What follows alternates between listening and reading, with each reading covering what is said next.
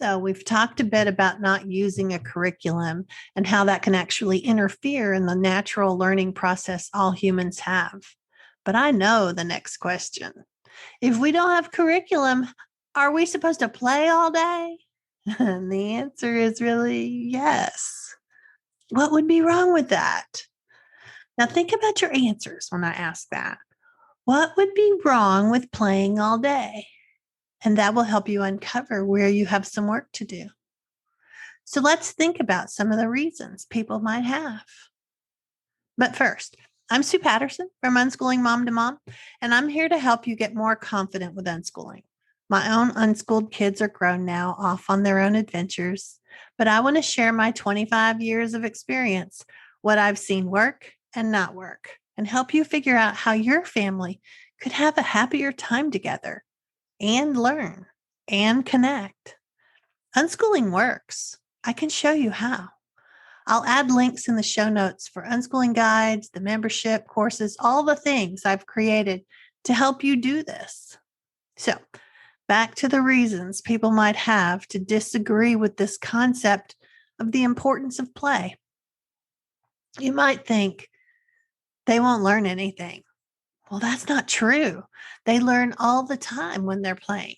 Whether it's pretend play, Legos, or video games, their brains are actively figuring things out, testing the waters, seeing what works.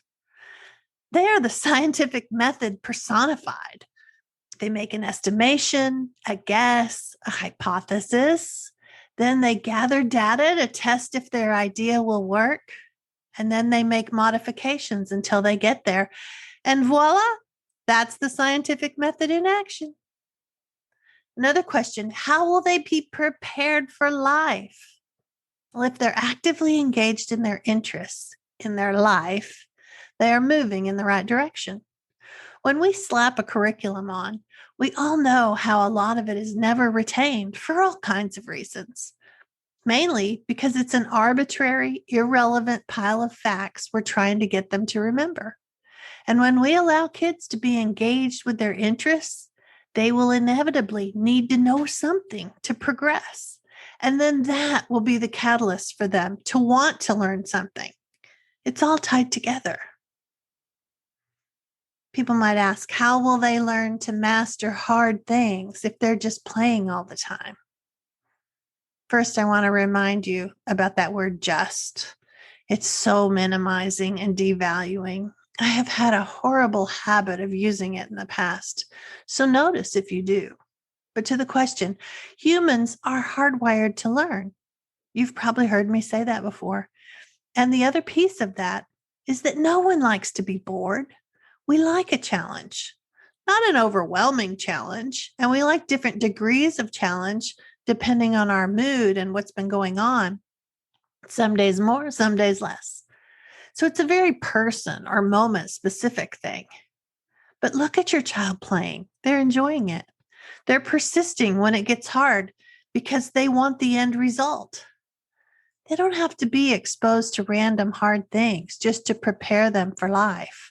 Life brings relevant hard things all the time. We really don't have to add to that.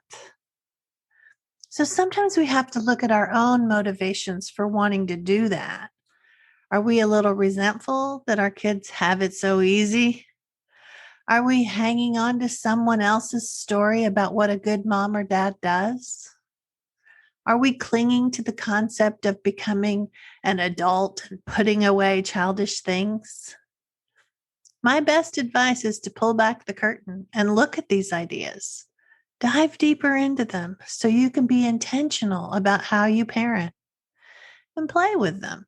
We may find that we have a lot of resistance to that.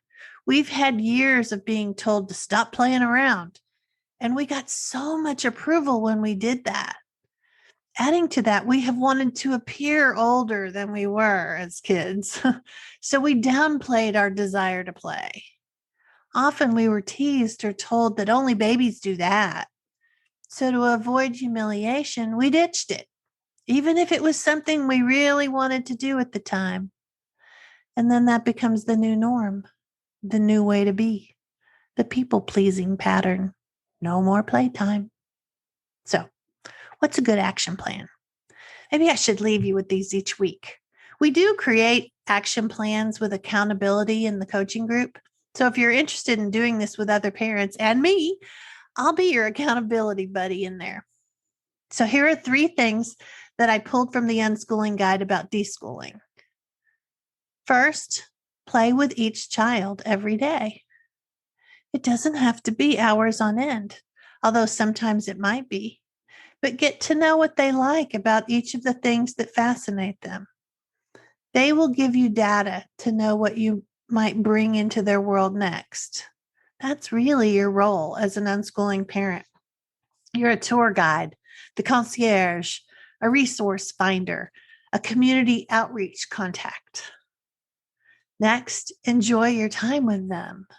So often, kids want time with their parents where they're not being instructed or hurried. This may be a whole new way of approaching daily life with them. You might be surprised how much easier it is to enjoy the experience when you've dropped a lot of unnecessary expectations. And find out what they enjoy. Talk to them about the kinds of things they'd like to do, individually and together with the family. Empower them. Help them see that these are choices they get to make now. Remind them that you're going to do all you can to support them. You're not going to try forcing them to learn anything. It's a waste of time anyway. So let's bring back some playfulness. Think about how you might like to do this. I'll put some resource links in the show notes, or join us in the membership group and we can help you brainstorm what you could try. And I'll talk to you again next week.